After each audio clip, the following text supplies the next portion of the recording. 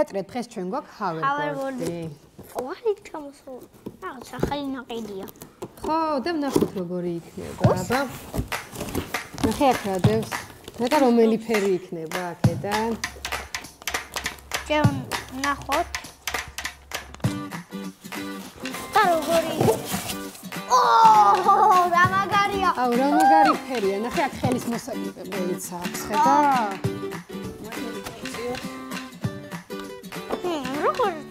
Sorry, აირთო.